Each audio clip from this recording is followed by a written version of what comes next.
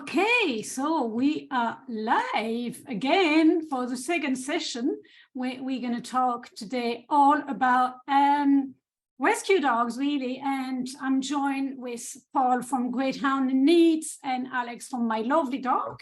And we're all going to talk about rescue dogs and the rescue dog situation in Ireland, because as you all know, hopefully you do at this stage, but rescue dogs are really like a cause really close to my heart, and I have 3 rescue dogs. I foster 2, and that's why I put up this wonderful events, because rescue dogs are really something special to me. And so we're gonna start by basically I'll ask the first few questions so we can go over the situation. So basically, how many dogs have you rescued this year? So we like nearly 4 months in so far, and how does that compare to last year? Because I know there's a huge problem at the moment, but I'm not sure if everybody is aware of that. So could you give us a bit of numbers? I want to start with that. I can actually, but last year was actually bad as well. As I know. So it was the year before. 2021 was a good year. 2022 wasn't great, and it's actually very funny looking at the numbers that we've taken in this year so far. We've taken in 18 new dogs in 2023, and we already had our kennels fairly full. Okay. So we've got always around 30 dogs here or something like that. In 2022, at this stage of the year, we'd taken in 15 new ones, so 3 more. But tomorrow we're taking in another 2, and then Thursday another 3 or 4 as well. So it's just a few days out. So we could easily say that we're taking in 23 or 24 at this stage. So we're fairly full at that rate. But what surprised me, we went and looked at how many dogs have we rehomed at this stage, and by this time last year, by the 31st of March 2022, we had rehomed 21 dogs, and funnily already as of today we have rehomed 21 dogs in 2023, so exactly the same, as the saying goes. So that's our side of things anyway. Things are slow, but we always find that they tend to be slow in the late winter and early spring, because most of our dogs will be getting adopted out on the continent. So we're waiting for better weather for the boat sailings and for the snow to come off the ground and the temperatures just to improve a bit before people start adopting again. That's our hope usually. By the end of March and early April, that's when we usually see a big uprise in adoptions from our rescue anyway. I don't know about anybody else, but that's from us anyway. Yeah. Okay. At the moment, one of your questions is how many dogs are still looking for a home? Well, that's a fluid situation all the time, because physically we have 17 greyhounds here. Some of them are booked already, but they're awaiting transports, as I say, because we can hold on to dogs for 3, 4, 5 months for waiting for a transport to Sweden or to the Czech Republic, because there's actually so few transporters as well that are doing those routes, and some of them are more favorable than others to use, if that makes any sense to you. And so that's like our first transport to Czech Republic is not going to be until the end of May of this year, whereas normally we would already have had one around middle of March, and then another one again in April. So things have slowed down an awful lot, and I don't know what the main reason for that is, but I'd say uncertainty in Europe is one of the big problems for us. So we have 17 physically here waiting for homes. One is a long-term resident who will stay here forever with us, and she's more than welcome to do so. And then we've got a pointer called Doc and our little Jack Russell concierge. And so that's our lot for the moment. as I say, we'll be picking up more tomorrow and the day after and the day after and the day after. And hopefully we can say we're full then at that stage. Yeah. Okay. And can you tell us, just bouncing back on that, because you mentioned that the next transport will be not until April or May. That's the one for the Czech Republic. Yeah. That's for the Czech Republic. So, So hopefully we'll be having one to Austria or Sweden or Slovenia before that. But okay. as an organization, we started off in the Czech Republic. So they would naturally be the main group that we look to rehome most of our dogs, but historically, but doesn't seem to be the case anymore, because obviously financial situations are, whatever reason is holding back the adoption process there. Yeah.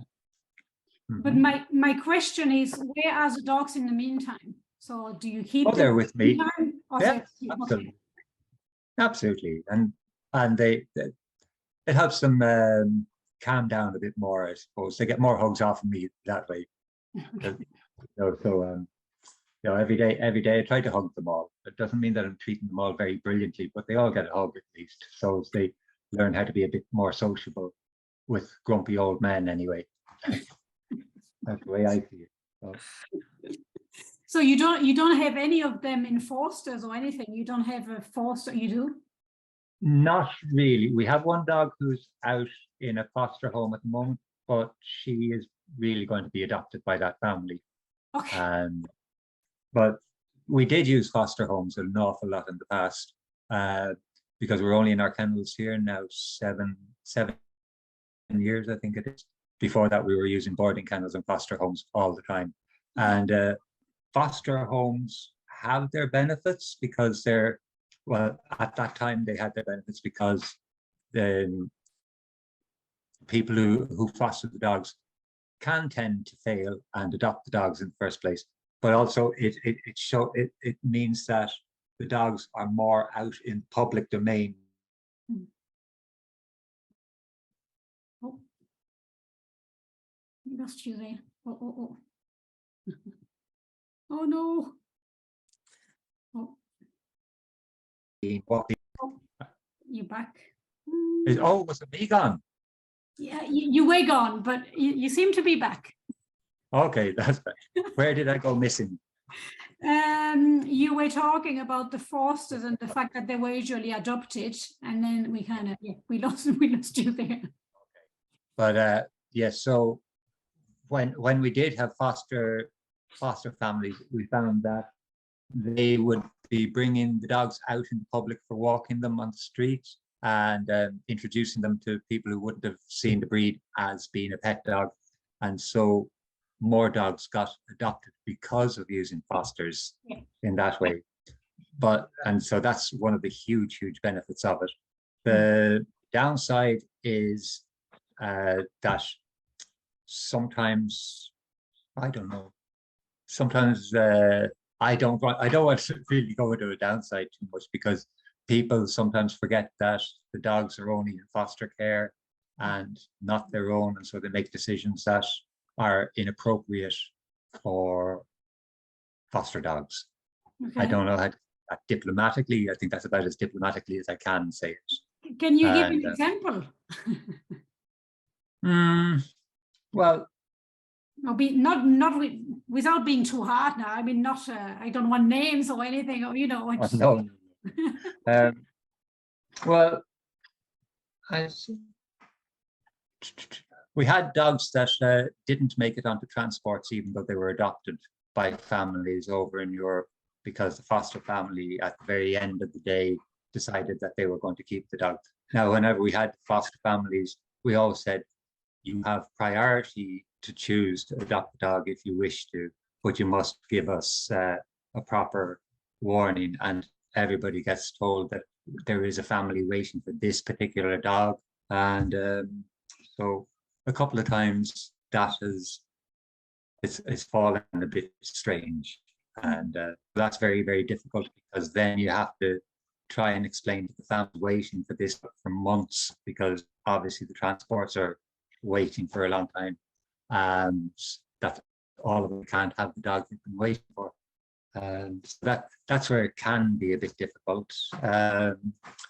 Going to different vets and getting things done without consulting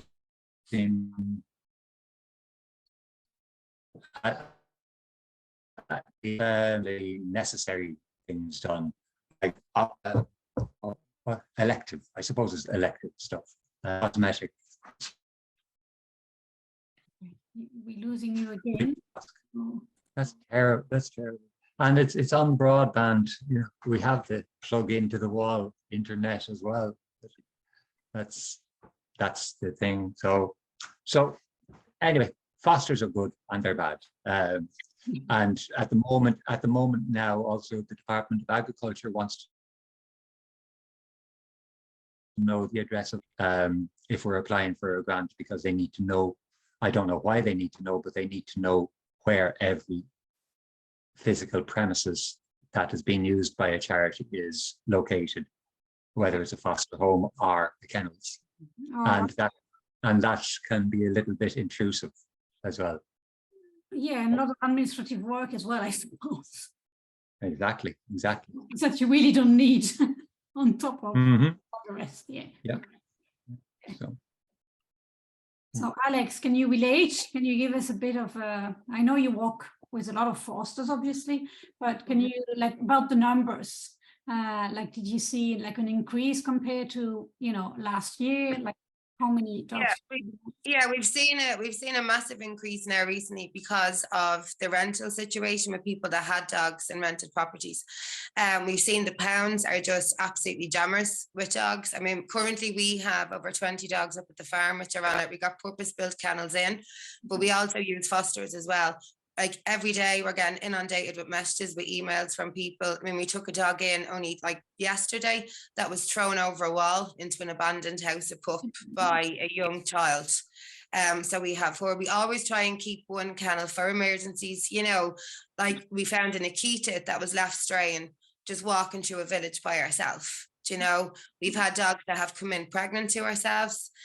Where people have dumped them. We took 2 lurters that were like covered in mange that were left abandoned just in a housing estate we went out to take. And it's so hard sometimes to keep that emergency kennel because you only have that one emergency kennel as well as having the 20 dogs we already have there. And then you might get 10 emergencies that come in the space of 2 days, and unfortunately there's not as many homes now. And as Paul said, obviously they rehomed to Sweden and to the Czech Republic. We also work with Hundroot and Hem in Sweden also. And it's actually really sad that as Irish people, that we have to send our dogs to different countries because we just can't get the homes here. And, a lot of people will sort of say, why would you send your dogs away? And it's like, because there's just not the homes here. People are like, these rescue dogs that are coming in have come from bad situations, have been let down by humans before. And when you take them in, I suppose that you give them a cuddle, you give them a kiss, you try and help them to trust, that not everybody is bad. And sometimes going into a home, they might have a couple of accidents, they're not going to be perfect. It takes time. And unfortunately, some people just expect when this dog comes in, they're going to be toilet trained, they're not going to be nervous. And sometimes then that can be worse for the dog because then they have to come back again. It can be hard. It can be hard, but it's, it's unfortunate what's going on at the minute. And every rescue centre is the same, just absolutely jammers to the hilt with dogs. Yeah. And so you think, because you mentioned that you're sending them abroad, and I know, Paul, you do that as well. The reason is because of the rental situation, you think? I think, well, you see, I also work with another rescue that I set up with my 2 friends. So it's with WAG Rescue also. So we would take like pit bulls and staffies and, the restricted breeds. And in Sweden, they don't have restricted breeds. So there's and over there, they don't have any pounds. So the girl who actually originally set it up was so horrified to see these dogs on adverts, on Facebook, up for free. And she just decided then, do you know what? We're going to work and we're going to get these dogs over. And it has been a great lifeline for many, many dogs. But like that as well, so many dogs are going over. Obviously, the homes, they are shrinking. Do you know what I mean? To try and get them over. And it's, you know, again, I think it's a lot of it to do with, you know, people breeding dogs and stuff as well. Like we get surrenders in and, you know, oh, I paid $4,000 for it, but it's like you pay 10 grand for a dog. It doesn't make any difference. You're still rehoming. And during COVID, everybody wanted a dog. You know, the prices jumped up. Everybody wanted the puppy. It was great for the 5K. You know, everybody was out walking the dog. Then everybody goes back to work. And then it's like, oh, well, you know, I can't keep the puppy anymore, but the puppy's not small, cute and fluffy. The puppy's 6 months to a year, who might have a bit of separation anxiety because it's never been left alone during COVID. And it's, you know, we all knew this influx was going to come with the dogs, but I didn't expect it to be as much. I mean, every single day we're getting constant emails, you know, I have to surrender this dog. The pounds are full. They can't take it on. And rescue centres are really on their knees at the minute, really on their knees. Yeah, no, I know. And a lot of reactive dogs, well, as a trainer, that's what I hear a lot after COVID, not even rescue, but just people that get the COVID dogs, you know, during COVID. It's just like, I think 90%, I was saying earlier again today, 90% of the calls I get, it's a reactive dog at the minute. And that's because of COVID, not socialized properly. And now it's just, oh, my dog is fearful of this and this and this and this. And it's just, yeah. Just to go back and echo what Alex said about the foster homes and the expectations that rescue, and it's not a perfect dog, and with it, sometimes even with the best home check in the world, people will answer the questionnaires perfectly, they'll pass the home check, and 2 hours later when you're on your way home you get a phone call, oh, this isn't working out, so you have to go back and collect the dog. So that does happen, but 90% of the homes are great homes, aren't they? Yeah, they are. So we have to think on the positive side of things, but and work through that, because not everybody who adopts or fosters a dog has the same experience with dogs that we do, and that's a thing we forget as well. That we know we can look at a dog and tell their character and know what they need just intuitively, but that's because we've been with dogs for so many years or whatever it is.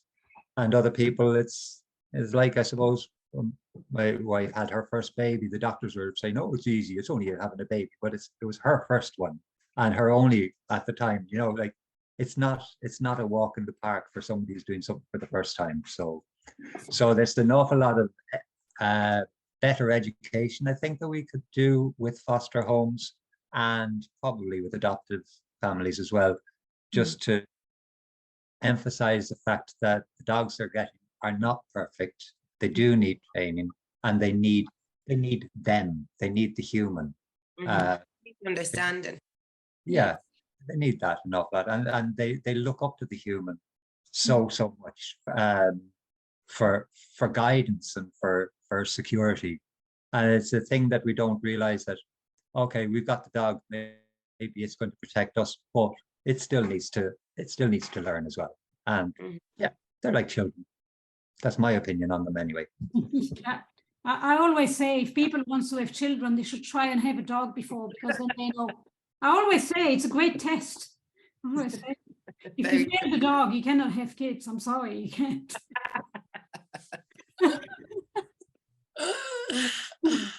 It might. And yeah, talking about that, what do you think is the biggest misconception, you know, when people, because I know out there are a lot of people who wants to rescue a dog, adopt a dog, but I think sometimes they just don't realize what it involves. And if you had, you know, if you could give them an advice, you know, of the reality of it, what would that be? Is that to me, Joe? Sorry, is that to me? Anybody who wants it. Okay. Sorry.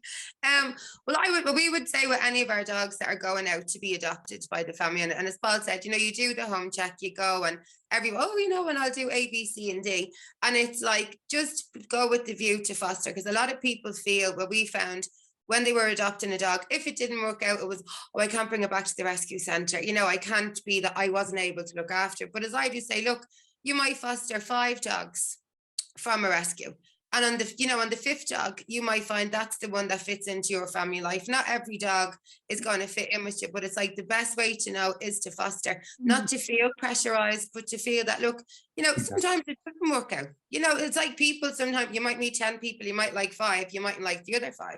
And it's just like, you know, you'll have ones, and it's great when they do fail, when they say like, oh no, I can't give it back for like result. Because they've put the time and they've given. It can take 3 weeks to 3 months for a dog to really, really show its true characteristics when it's in a home. And we just say to people, you know, give it a little bit of time. There will be ups and downs that come with it. They could be in their baby stages, they could be in their toddler stages. You know, you just have to sort of work with it.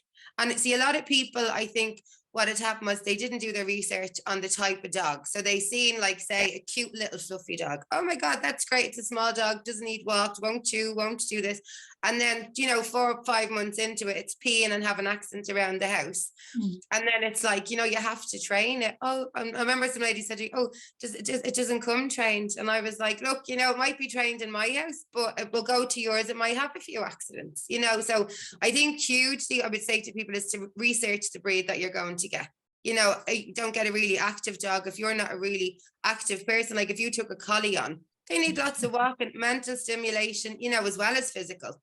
But if you're more, you know, it's like greyhounds and orchards, they're great. You know, zoomies around the park, they like to come home and just chill with you. And it's like they, you know, and again, they're really good family pets. And a lot of people sort of say, oh no, I wouldn't like a dog like that. A lot of people go just on the visual side of it. But I'm like, just research the breed a little bit. See, does it fit into your dynamics when you're at home? Do you know, so to give anyone, it would be that sort of advice. Okay. And what are main issues that you come across with rescue dogs, but I'm sure there's so many that just make, you know, people a bit more aware of, you know, what they could sign up for, you know what I mean, when they arrive in new homes, and what they could expect. I think the most important thing is for anybody taking a dog in is to give the dog time. Don't push it. Do you know what I mean? Like you might get a dog that's the most friendliest dog in the world, you know, and jumps into your family life. Oh, pet me, cuddle me. And then you might have that other dog that's just a little bit unsure of himself, you know, or might be doing great when they're, say, in the kennels, because they're with people that they know. They're walked by the same volunteers every day. They show their real personality. And then it's great when people come to the kennels and they spend a little bit of time with the dog, you know, so they get to see like, oh yeah, you know, and like, it's like we all have our own little quirks, you know, and it's like with some of them, when they go in, it's lovely to see when you get a really scared, shy dog that has just been through horrific things, and you see a picture a week, 2 weeks later of that dog on a couch, cuddled up beside the mommy, you know, in a bed, and it's like they're doing great. Where you, when you took that dog in, it was terrified to come out of the kennel. It was so scared. Do you know, it's when you see the difference in that, because the people gave them a little bit of time and was like, okay, let's do it slowly. Let's not rush the dog. And then it's like, it's, you know, it's a match made in heaven 9 times out of 10. Sometimes it doesn't. Some dogs need a little bit more work than others. But when you see the transformation of them, it's like, that's what makes the long days, you know, the hard days, cleaning the kennels, you know, walking the dogs. When you see them in their home, that's what I just think everybody just wants to see with a rescue dog that comes in. 100%. And I agree with you there. I wrote down the answer for that. What's the biggest issues? And I wrote down uncertainty for the most part, because they've left the only places they've known of as home. And you know, we do get a lot of our dogs as surrenders because of the type of dog that we have. And we also get many that have been brought to the vet to be put to sleep, and that's kind of traumatic for them, of course, because they know that they've been brought to the vet to be put to sleep. Somehow they know it. They know when they've been saved as well. Then, of course, you have the little health issues like the fleas, worms, muzzle marks, their trust issues, and learning to be a larger packs and to be with different breeds as well. Some of them are coming to us. They're very, very young and unraced, and so unsocialized as well. So that would be the biggest issues, I suppose, that we'd have. And the unsocialized, and then not. Greyhounds actually don't know how to play with each other as well, normally. When they start playing and they think it's great, and then they start running, and all of a sudden they're into a pack mode for going hunting. So it's Yeah. you have to be very aware of what's going on in their mind as well when they're playing. So, which is a pity. I see them playing with collies and with other breeds, and that's just absolutely super. But playing with their own breed, it's a different game altogether. So No, it's great to see them teaching. Like I have a foster at the moment as well, and at the beginning he's a mixed lurcher, and he had no clue how to play, and he was just too much for my dogs. But then a few months down the road, my dogs taught him, and now he knows. But at the beginning, he had, as you said, he had absolutely no idea what to do and how to play. yes, exactly. It's funny here because I have a Jack Russell, and I'm sure Alex has loads of small dogs around her big dogs as well. And our Jack Russell, he just stands up on top of the chair to be the same height as the others. And it's funny as well seeing a little Jack Russell trying to get a little bit amorous with a 75 centimeter greyhound as well. That only ever happened in Glenroe, but that's a long time ago. So he's actually down here by my side at the moment, little concierge. Yeah. So their trust issues, their trauma, you have to help them through their trauma.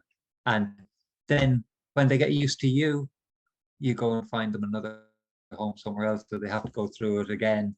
But we hope that what we've done in our rescues is that we've given them enough confidence that their little bit of trauma will be a lot shorter than it was when they came to, so it'll be an easy transition into a family life. That's what we try for. And mostly it works, I think. Mostly it does, which is great. And that's it. What else do we have? Now, can you talk about like how many people do you have at the rescue? Like Paul, how many people? Just One. You. Yeah, I was gonna say it's just you. Like, oh gosh. Wow. And our obligatory 2 other people to be trustees, so as we can be a charity organization. You need to have 3 people. Yeah. So we have that. But thankfully, what our chairperson is actually a vet. She became our chairperson this year, and so she comes out occasionally to visit the kennels and see how the dogs are getting on. She has her own greyhound as well, and it's fantastic to have a vet actually part of the team. Yeah. So hopefully, I'm watching this space and hoping that there'll be more people coming out in the near future. Yeah. That's my hope anyway. Yeah. But where we are situated, we're very, very close to another very large rescue, and it takes all of the volunteers from the area. So, and you know where I'm talking about, Alex, don't you? Maybe I have a rough idea. Well, doesn't Sarah work with you now? She does. But and they were there first, and they deserve to get the volunteers. But it makes it slightly difficult for me to get the volunteers because of that.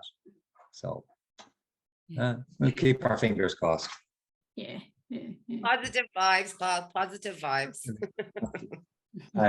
And what we have been getting in the last couple of years is some Slovenians have been coming over fairly regularly, a couple of times a year, to do a bit of volunteering. And now we also have French Erasmus students coming over for a few weeks during the summer. And so what I'd love to happen here, I'd love to have volunteers coming along from Ireland on a weekly basis, on a regular basis, even on a monthly basis, whatever way they want to do it, just to help out a little bit. And we can give accommodation of sorts. If you like a bag of hay as a bed, that would be great. No, that's a joke. But and also I'd like to work on getting more volunteers coming over from the continent as well, because like if they're adopting over there, it'd be nice for them to come over here, have a holiday in Ireland, and work a few days here, and then explore Ireland. So have this as a central area to work from, and so they get their holiday a bit cheaper as well if they volunteer here a little bit. That's what I'd like to see happening. Yeah. If you ever try walk away, I know like it's, have you tried that? Because I think you walk with that at my lovely Yeah, dog we do. house. Yeah. It's brilliant. Yeah. I don't know what that is. Oh, there you go. I don't know it. Okay. If you go online, Paul, it's like what you basically do is people come over to yourself, work in the rescue centre, so you provide them with food and somewhere to stay, and they'd work sort of 4 hours in the morning and like an hour in the evening time. So they'd be able to help you, and you can get like if you have a good rapport with them, they do like ratings and stuff. And then some of them, like we have ones that have come back, which is great. And it's just great to have, it's great for them to come over and just to see that the work that's being done in Ireland with the dogs. Yeah. I might touch base with you afterwards. Definitely look into it, because it's really, really good, and you get to meet people from all over the world. Yeah. Thanks. I'll look into that, definitely. Yes. Thanks. No problem. And can you both talk about, especially you, Alex, I think, because you have more, and I know, but the requirements like to adopt a dog from you, like you mentioned the home check, and the reasons behind it as well, because I see, when you go into these groups and they're like, oh, I want to adopt a rescue, but I cannot get because I need this and this and that, and why is it so hard, and it's easier to get a puppy and la la la. So I think it's time to make people aware of why that is. And the reason that it's so strict, and I have seen those posts, and people have said it before, you can just go and buy a dog rather than get them from a rescue. The thing is, I just try and explain to people, you have to understand our main priority in this life as people in rescue is the animal. So the animal, it's trying to fit the animal to the right family. So if you're somebody who leaves for work at 7 o'clock in the morning, you're not home until 5 o'clock. You can't get a dog because you haven't got the time. What happens is, unless you're going to get a walker in to walk the dog would destroy the house. And the next thing, the dog would be out for 2 days, and then he's back to the rescue centre. And what happens is, when a dog is bounced back and forth like a boom, it does start to affect them, So it's like, we do say, yes, we are strict on our home checks, but we're doing it for the right reasons. And it's, and people come in, it's like, oh, well, I only work like part-time. And I'm like, okay, great. But if you're gone for 3 long days, who's going to mind that dog in that? You can't leave it on its own. You wouldn't leave your child on its own for like 9 hours a day, And I was like, will you get a dog walker in? Or, there's like doggy crashes. There's loads of other options that can happen. So it's not like people would be really funny. The rest like, oh, no, I wouldn't give a dog to an apartment. We would. If you would that dog out, we would give a dog to an apartment. The dog is more likely to get walked if it's living in an apartment than if it's living. Exactly. Yeah, exactly.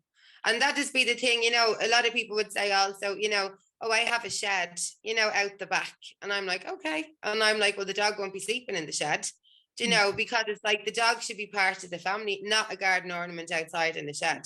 So a lot of people would get a little bit miffed by that, oh, I love my dog, but I'm like, but you're shoving it outside by itself at night. I'm like, no, I'm not giving you a dog. Well, I'm the same. Like, if people tell me, I want to train my dogs, but it's an outside dog, I'm like, well, no, I'm sorry. Like, it's no point, because all the training we're going to do just going to go out the window anyway, because he's not going to have the relationship, and he's just going to be a guard dog. Like, it's a waste of time and money for everybody. So no. Just So, and can you talk a bit more about all those requirements, so that, just people are aware of it? Yeah, I suppose just really, it is sort of like the home check is done, we do follow-ups with the people also. It's like, what is their working out? Do they have a busy household? Because you might have a dog who's not suited with children, so certain dogs we will say over the ages of 8. And some people again will be, oh, well, like that's, you're being judgmental. You don't know, my 4-year-old's really good with dogs. But I'm like, that's okay, but we can't physically be there with you with this dog. And, some children do grow up with dogs, which is great. But sometimes it's the parents, it's not the dog's fault sometimes. You've got a toddler coming over and pulling the tail off a dog.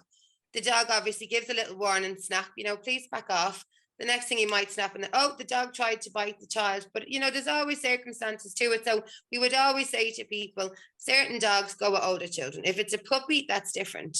And we only give a puppy if the puppy is going to go to training classes, because we don't want a 6-month-old puppy when it gets older that they've had from maybe 8 weeks old. Do you know what I mean? Comes back like a basket case by the time it comes back to us at 6 months. So we try and put the right dog with the right family, but we have got requirements, and it is for the benefit of the dog and for the people who want to adopt, because we want to make it as smooth for everybody when a dog goes into a family, you know. So like if somebody came and seen 2 of our dogs and we're thinking, okay, that dog won't suit you, but if we had another dog that would suit, we would say, look, this dog would suit your lifestyle better. This dog would do better with children. So we'd always try and give an option. We don't straight away go, okay, well, but that dog, no, you're not getting it. We'd always say, but we might have another one that would be more suitable to your, you know, to your home life. Yeah. What about you, Paul? Do you have any requirement specific? Well, yes, well, we have the home checks as well. Normally, if it's a garden, then sadly we do need to have the place fenced in and secure for the dogs. And our biggest problem, and that's not only here in Ireland, it's with the organisations abroad as well, is that the people don't listen to us when we say no off lead unless it's in a safe area, because 99% of the time the dogs would be fine with you, but it's just that one time it goes bonkers and go running and get hit by a car, or hit by a train, or go get lost, or something will happen to it. And greyhounds, sight hounds in general, are not to be trusted in that regard, that they won't just go off running on their own, and they'll recall it a few hours later, maybe, if they want to. They're not like a collie, they're not like a Labrador that'll come back, or a pointer that'll stop when you call them to come back. You know, so that keeping them on leash, that's one thing that I would stress most of the time. Right. Other than that, a secure area, you're better off not to have a house with a garden. You're better off to have an apartment, to be honest with you, because you'll get a dog easier because of that. Because that's a sad truth, unless you're willing to put in the big fences around the place. A loving home, that's what we look for the most. We don't have huge requirements. We want the house to be right and the dog to be suited to that home. Of course, no, we don't like extended periods of leaving the dog alone either. Like 4 hours is probably a reasonable amount of time. You go off, go home, come back for lunch, and then go back to work or whatever it is. Maybe you can organize with a neighbor or a friend to just call in and see the dog, that it's okay, especially for the first few months while it's establishing itself into your routine and into its own routine. But no, our requirements are very simple, really. I suppose like everybody else's, we just want the best home possible for the dogs, and a safe environment for them. But we want the family to be happy with the dog as well. So if it's too restrictive, then you won't get a family home. And I remember when I was growing, we had dogs and there was no fence, and it's very difficult to say, well, no, you must have a fence, even though I didn't have one when I was growing up. So it's sometimes with the home checks, you have to play a little bit loose with the rules, and know, you can tell a person if the person is going to provide a good home or not, whether or not they meet all the listed requirements. You know, so you have to be a little bit flexible, I think, because otherwise you won't get homes for all your dogs. And there's perfectly good homes out there that they do fail on some of those listed requirements. That sometimes you can tell by a person that that particular requirement is actually pretty okay, if you skip over. Do you know, would you agree with that, Alex? Yeah, I mean, it can do. I mean, you know, sometimes it can be just sort of like tick, tick, tick, tick, tick, you know, but as you say, you could go in and just go, no, do you know what? this home is really, really good. You know, That's not it, every exactly. home you're going to go into is would be perfect. They won't have like, 7-foot walls and, whatever. It's like, as you say, just as long as the dog is loved and they're not an outside ornament. Do you know what I mean? It's like, it doesn't have to be, everything is ticked. Exactly. So if anybody's watching this and they think, oh my God, I'll never be able to adopt a dog. Yes, you might be able to. Yeah, Okay. exactly. Come to my lovely house like great nouns and needs. There you go. And can you talk about, like, if there are people out there who really listening that really want to adopt a dog, can you talk us through the process? So what should they be doing? What's a process, basically, if they have no clue what to do, if they want to? Well, in our case, we send out a questionnaire, Okay. and I'm sure that's the same with every rescue. We send out a questionnaire with basic questions. Who are you? How many are in the family? Does everybody agree to have a dog? Is there anybody who doesn't agree to have the dog? Because that's important as well. You don't want somebody who's grumpy in the background because they come up. And if they're have you chosen a dog? If you haven't chosen a dog, do you want us to see what dog might suit you? That's basically what you were saying earlier on, Alex, as well. We might have the right dog for you, and even if you have chosen one, maybe it's the wrong one. But yeah, then we are once it looks good on paper, then we'll agree to do a home check. And normally, what I try to do is bring the dog that they're looking for to adopt along with me for the home check. We don't have people come to our kennels to view the dogs, so to speak. You can look at the website if you want to look at the dog, and the profiles will be there. But if you've got a good idea at that stage that that's the dog you want, then we'll come along and do the home check with that dog. And if a home check seems to be passing, then I am usually happy enough to leave the dog on a trial basis with them for a few days to try out and see what way the people are thinking of it then. And that's the way I do it. But we have few Irish adoptions. I'd love to have more, believe it or not. I would love to have more. People say that, oh, greyhounds in need, you only send your dogs abroad. We don't, but we started off as a foreign organization, so it makes sense that's where they go first. And in fact, it was the foreign organizations that pointed out the problem with the greyhounds in the first place in Ireland. So yeah, but thank God the Irish are finding the beauty of them as pets now as well. And it's not just greyhounds, it's the lurchers as well. Yeah. Like tomorrow I'm going to get a couple of Salukis from a pound as well. And believe it or not, they've been in the pound 3 or 4 weeks at this stage. And you think that just goes to show how much of a crisis it is out there when feathery-eared Salukis are still in a pound, doesn't it? You know, they'd be snapped up normally as a beautiful dog and a pretty dog, as a fashion icon, as a, oh, take me to Milan sort of a thing. but they're still in the pound, and so we'll take them tomorrow. Thank God. Brilliant. We have a bit of space, and I haven't taken lurchers for a good while because we always have so many greyhounds. Like we've got a waiting list of greyhounds, which has well over 40 dogs on it, and I'm still taking dogs from. I took 4 dogs last night that have been on the waiting list for over 6 months. So anytime I take a dog from a pound, it's pushing those guys back a little bit. But sometimes it's important to push those people back a little bit as well, because the pound dogs don't survive very long either. Even though the pounds do try their best. Nowadays, God, 10 years ago they didn't, but nowadays they do. Most of them don't like to put the dogs down, thank God. So yeah, but that's the crisis that's in Ireland, that the pounds are so full with absolutely gorgeous dogs, and us rescues, we're full with stunning dogs as well.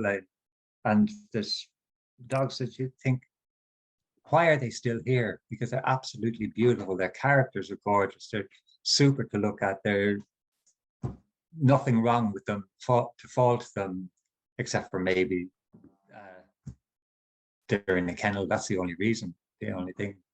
And you know, sooner we can find out a way to find better those homes, to open up the homes for these dogs, the better, I think.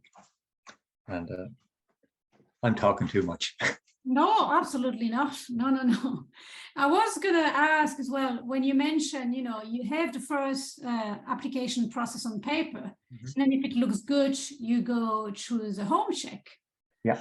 How many of the application paper are actually, you know, go through the home check? How many %? Like, you know, because I'm sure there's a lot of fail ones, you know what I mean? The application could look good on paper, but then when you actually do the home check, are there many fails or not?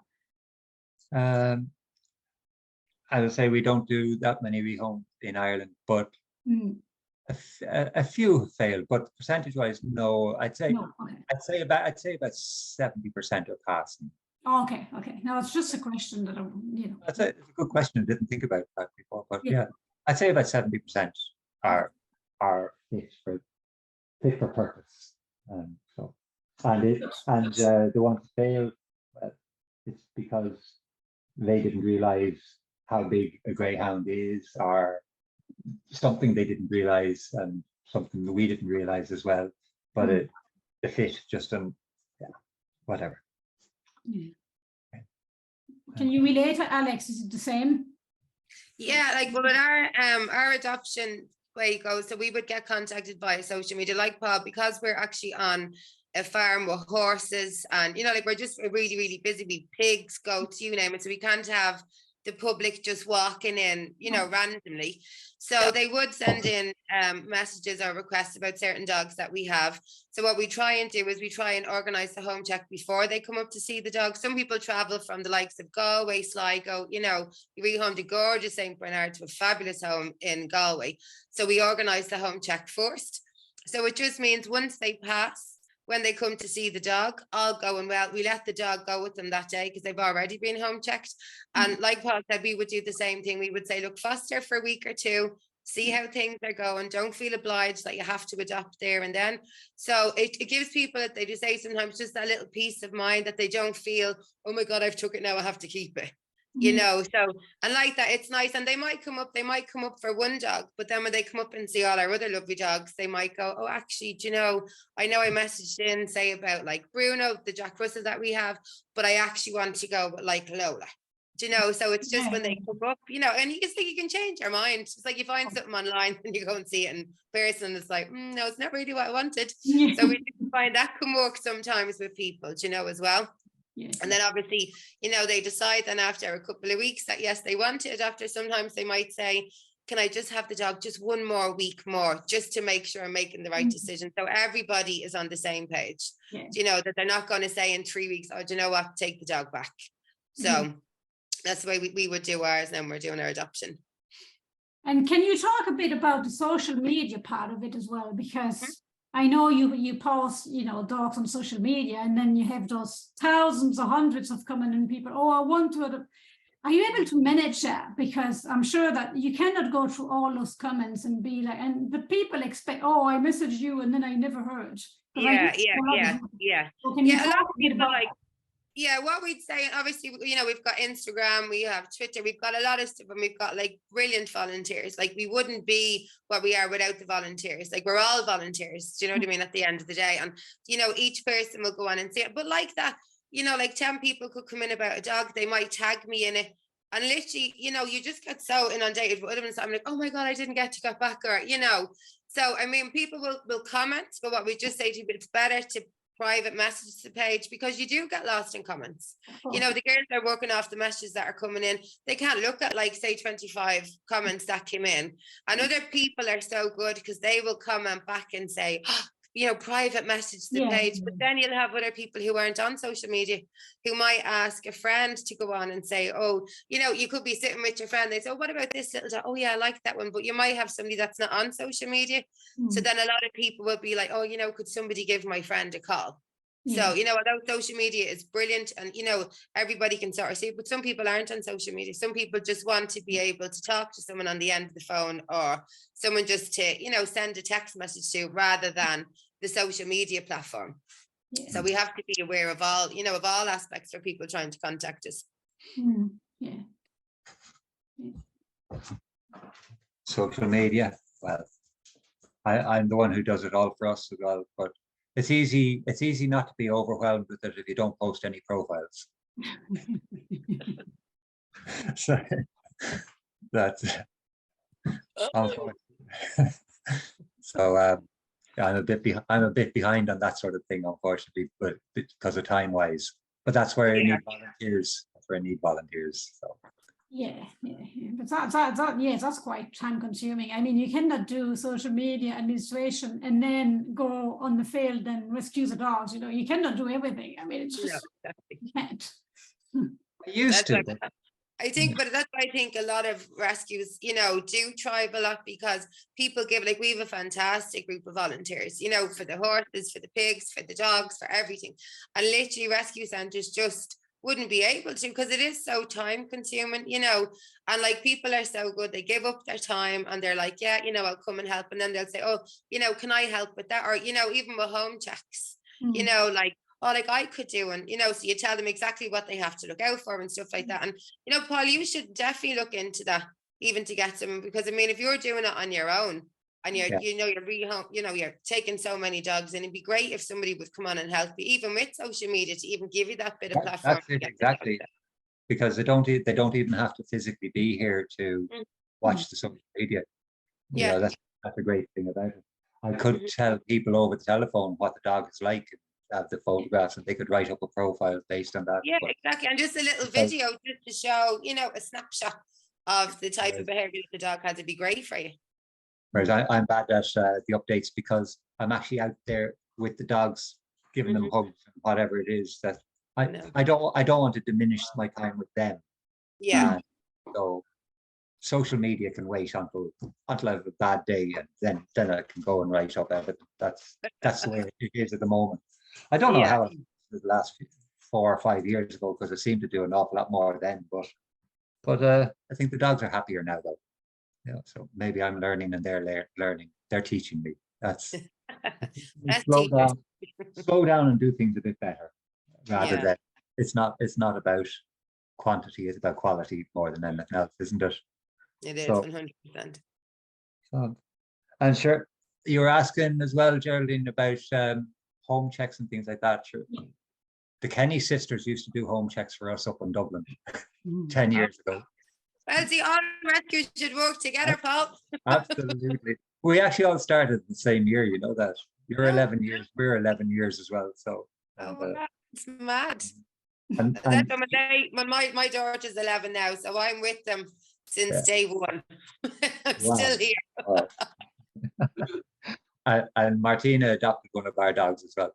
What? Oh, which dog? Oh, it's like a Felicity letter. Fawnish girl, about 5 or 6 years ago. Rebecca, was it? No. Could be. It was up in Clondalkin. We got it out of that sort of an area, Neilstown, Clondalkin. Right. Okay. Yeah, she's got. Yeah, I mean, they're lurchers. They're just lovely, lovely pets. Like they're like maybe Whippet and a Keeta Cross, a teacup Yorkie, and French Bulldog. So I have a whole array. all rescues. And although I would have always said I'm not a small dog person, but it's just, you don't pick the dog. I just believe the dog picks you. Oh, they do. They do. No. And there's no such thing as a small dog either, because they've all got a big attitude, don't they? Yeah. I think they're the worst ones. The small dogs are the ones that have a bigger attitude. Yeah. So, but, yeah. So we also have cats. Well, I have a cat, and so I wanted to get the best possible homes for my dogs. So we always were just the sight hounds, and then I got my Jack Russell, because everybody was saying, oh, we need to do a small dog test, and people get fed up when you throw your greyhound in amongst a whole load of Bichons and watch them scatter. You know, it's not a good thing. It's fun image, but it's not really a good practice. So I got my own little Jack Russell, and we call him concierge, and you know what that means. So, and he does his job superbly, thank God.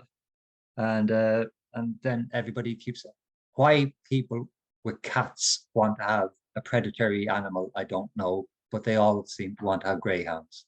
And so the most families that want greyhounds have cats. And so I said, well, best get a cat or two, and someone had one.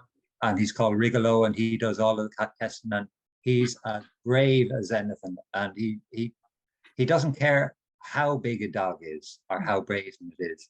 He'll smack it on the face and say, off you go, puppy. A little bit nervous of people, but he's brilliant with the animals. But then people say, oh, is your dog good with cats? I say, yes, my dog is good with my cat. Is your cat good with dogs? You know, that's another thing that people don't do. You want a dog that's suitable for cats, but is your cat okay? If your cat's terrified, the dog is going to chase it. That's guaranteed. It doesn't matter what type of dog it is. If the cat runs, it's going to get chased. If it's got a victim written all over it, it's going to get chased. We were rehoming a dog up in Rush, and cat friendly. She was definitely cat friendly. Lived in my house with the cat all the time. We went up and visited the family and went out in the back garden. This was just a home check. And next thing, the child, only about 2.5 years old, the child walks in carrying the cat under her arms and just threw it in front of the greyhound. And sure, the cat was terrified. It went scarping all over the place. And of course, the greyhound went for the thing that ran. But in fairness to the family, the lady of the house, she wanted to try, and she kept the greyhound for a week to see what would happen. Would everything calm down? But no, that cat was a terrified cat, and so wasn't suitable at all.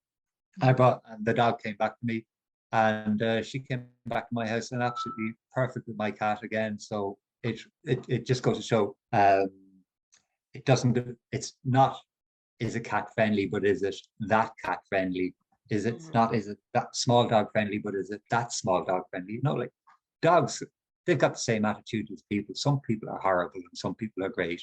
Like another thing that I don't know if I should mention, but I will, is that there's actually some dogs here that I don't like at all. And I can't wait for them to find homes, but I'll treat them as good as I treat all the other ones, because I know, well, that's just me. I don't like that dog, but there's somebody out there who actually will adore that dog. It's just the different personalities, and you know, I can't be stuck on that sort of thing, especially when I see cats and small dogs. So that's my take on some of it. Yeah, I agree.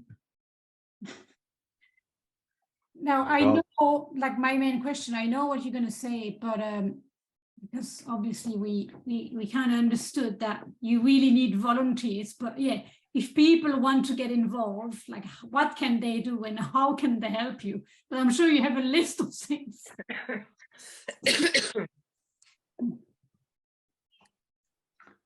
Well, be the same. Turn up, come along, send an email to us, or a Facebook message or a WhatsApp. Our numbers are everywhere for both rescues.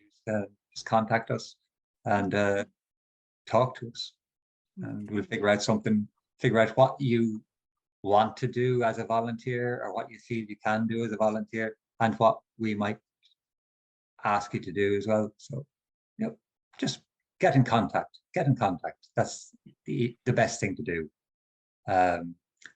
Yeah, walking dogs is always a lovely thing to do, because the dogs don't get that here. They don't get it as much here because I'm only the one person. They do get exercise, but it's not the same as being socialized with the walking.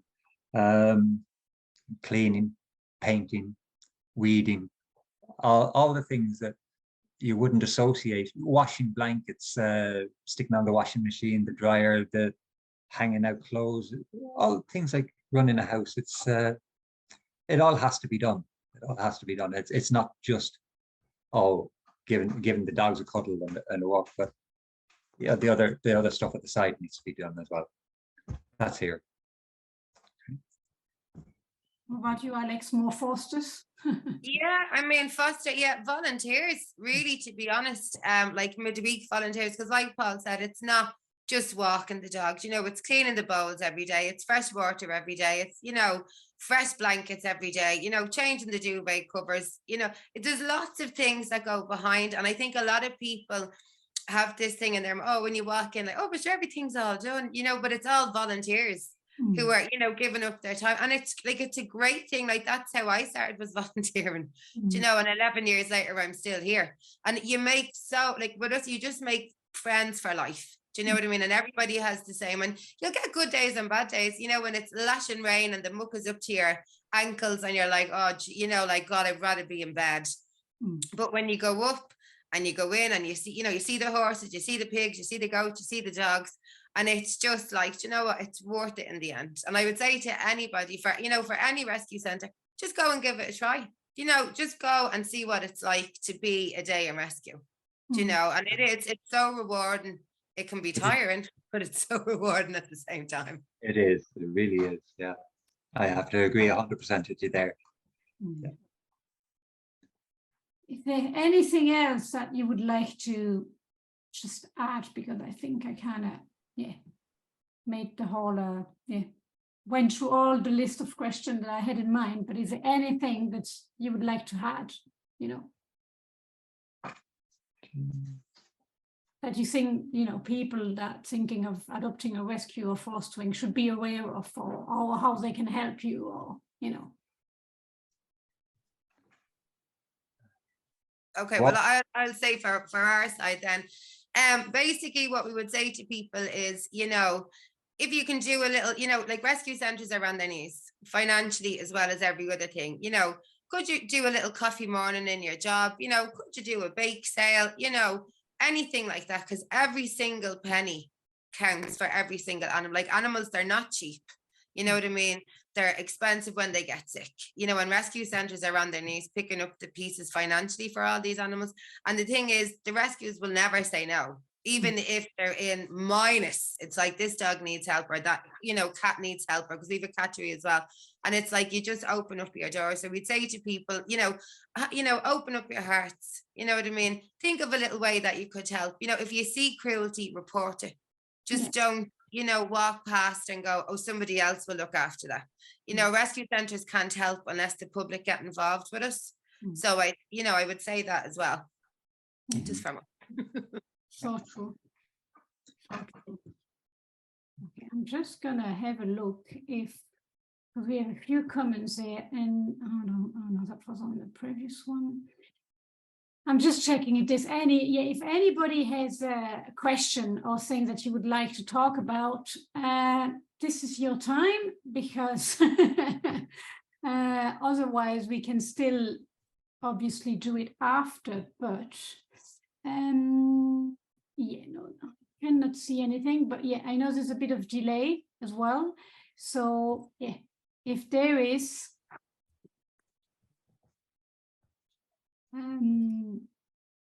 okay, at the moment I don't see anything. Just checking again. Is there anybody watching? I can see you, Paul. I'm watching. Well, I can see the three of us. That's about it. Sure, there is. Hold on, I can tell you this. Yes, there's 22 people watching. So there you go. So very good. Oh, okay. Oh, here I have now all the thing. Hold on. Here I am finally. So I'm just going to read the thing. No, that's not the one. Oh, there you go. 7 comments there. So what do we have? The work done by rescue in this country is incredible and so under-recognized. My question is, when times are really tough like now, how do you keep your own and the team spirits up to keep going day after day, particularly with a more traumatic case? There you go. That's a good question. For me, it's just go out and hug a dog. Okay. Honestly, that's it for me. But that's the team. It's much different for Alex, because there's an awful lot more of you if a downside happens. Like, and sadly, there's an awful lot of death in my lovely horse, isn't there? Yeah, I mean, the cruelty level is, it's really bad. And there is days where you'll get, really down. And I suppose that's the thing with having, we're having a team, we're having having somebody there that you can come look, like some of us have laughed on the farm. A lot of us have cried on the farm, because things can be really, really sad. But you need to just sort of think, like, for that animal that passed away, you need to go, well, do you know what, tomorrow we're going to go out and make sure that we can try and save many more. Unfortunately, we can't save every animal, and it's hard sometimes when you have to look at that and go, you want to save it, and why couldn't we save it, and why weren't we there on time? And you ask yourself so many questions, and is it worth it? When you see the level of cruelty, and then you see the upside of it, where you see the ones that you have rescued that have been lucky enough to have their, happy ever after. You go, okay, this is the reason why we keep on going. Yeah. But it is hard. We're all only humans at the end of the day. We're all only volunteers. But, it is just, you just need to be, I'm always sort of like, oh, let's be positive, Polly, don't be negative, Nancy, today. So I'm always like that, like happy camper, just to try and, it's just try and boost. Because if you walk in with a smile on your face and 10 people are looking sad, if you can make that one person smile that day, it's like, oh, well, that's good. They're in a good mood. Let's run with that. So that would be my sort of thing. Yeah, I agree. Yeah, smile is infectious. That's definitely true. 2 weeks ago, I was so lucky I was able to travel off to bring a few dogs to Europe, and I met up with an awful lot of the dogs that got adopted from here as well, and they remembered me, and they came up to me, and it's magic moments when that happens. It really, really is, and there's no words to describe it. Really, it's just it makes everything worthwhile. So like, they never forget, Paul, who rescued them. No matter whether you haven't seen a dog for 3, 4, 5 years, you'll always have that special bond with that animal that you saved. Always. Yeah. And it is lovely when they do remember you. But I do think a lot of them are always, they will always remember. Then again, I'm bad in that regard, that I am a guy and I forget the dogs, but they don't forget me. No, there you go. So you're doing your job right. Like I know when we were starting, well, years ago, our founder Lucy, she was going through a bad patch, and somebody went to the computer and just pulled up dog after dog after dog from the years past and saying, look at this, look at this, look at this. These dogs are still alive. And just by the photographs, like, she could tell exactly which dog was which. Oh, sorry, being jumped up on. There's the concierge. Gorgeous. He's a little, I won't say what he is, but he's a concierge. He's a little joy. He is. And he's nearly been killed several times, but like a typical Jack Russell, he'll be out there fighting again, unfortunately. No, like putting down the rules. And so what was I saying? I forgot. You were saying about Lucy, the co-founder, and how. Oh yeah, and like, she was like one black greyhound is another black greyhound is another black greyhound is another black greyhound, but she knew the names of every single one of them, and she was right on every single one of them. I couldn't do that. Like, once they find a home, I forget about them until somebody reminds me who they are. Now I'll know them when I meet them again, but they're not my focus. Whereas I think girls are built differently. You remember an awful lot of better things than we do as boys. So I don't know. Well, I can be a bit forgetful at times, but to be honest, I'd probably forget the human's name. And I'll go, oh, like, you were the owner of such and such. My daughter would say that to me if we're out, and I'll go, oh my God, like, that's the person, that's the lady who owns. And she's like, Mom, you don't know her name, do you? And I was like, haven't a clue, but I know who the dog is. I'm the same, guilty.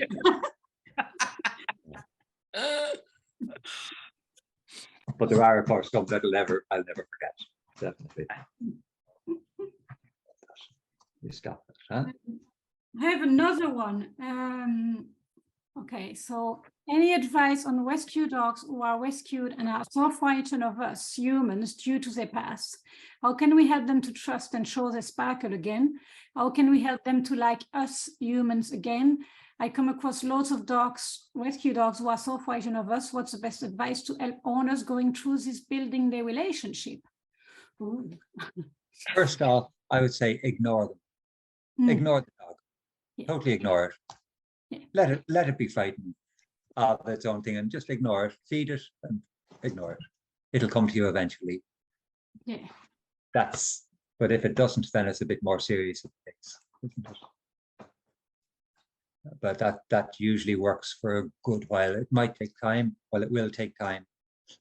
We've got a dog here. She was born out in the wilderness, and she's here with us 5 years. She won't let me touch her, but she comes up and she'll be at me. And when I came back after being away in the continent, oh, she wouldn't stop touching me, even though if I moved my hand at all, she'd run away. But she was allowed to do things, and she's terrified. But just ignore them and give them their little bit of. They'll find their own space, and eventually they'll come to you and they will let you interact with them.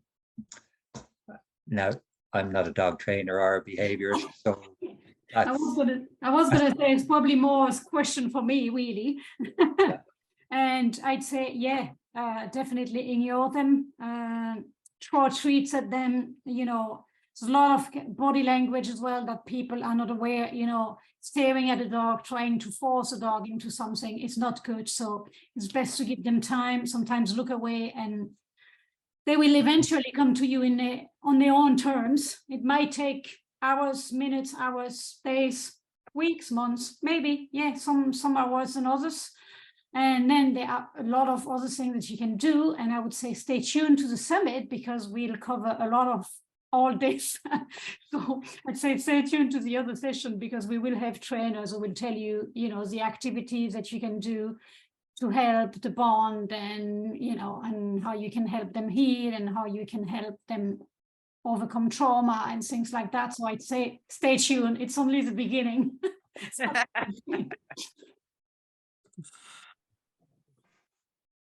And okay, another one from Jane. For dogs that are suited more to being the only pet in a home, is it possible to force to adopt others in the future if there's room in the home? Any advice? Thank you. I think sort of when a dog goes into a home as an only dog, it can, you can do it. Like I adopted a whippet who just would go for any dog he's seen, any dog, biting on the lead, trying to get away, to get to the dog.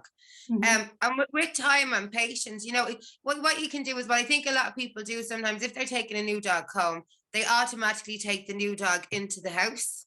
Yeah. Rather than letting the dogs meet on neutral terms. Go for a walk with them. People will say, oh, my dog can never mix with other dogs. Like I've seen it, but obviously with Wag, we would take the staffies and stuff, and we'd see ones that would be so reactive, where they wanted to go for all the dogs. And then they went into homes, the adopters walked with them. 6 months later, the dog is living with a female, or is living with, the opposite sex of what that dog is. It just took a bit of time. And, it can work. But again, it's about how confident you are as an owner with your dog. Yeah. Yeah, absolutely. I agree. Yeah. I agree. I'll see if there's any other. No. Okay. Great. Oh, no, that's the other one. Okay. Bear with me. It's hard sometimes to follow everything and follow the comments and everything. I actually do have a dog here that he shouldn't be home with other dogs because he doesn't like other dogs. He loves people. And so there is sometimes, if you've got an only dog, don't force a partner on it. Sometimes.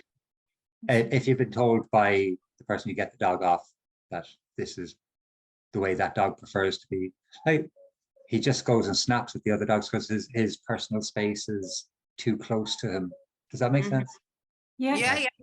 I don't know what it is that he's reacting against, but he doesn't like other dogs and he loves people. So let him just be an only dog if it works out. Yeah, no, I agree. No. Okay, I'm trying to find with me. Okay, maybe I need to refresh this.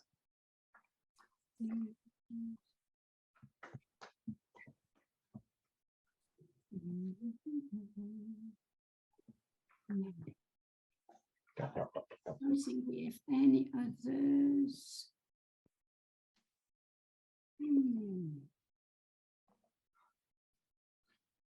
Okay.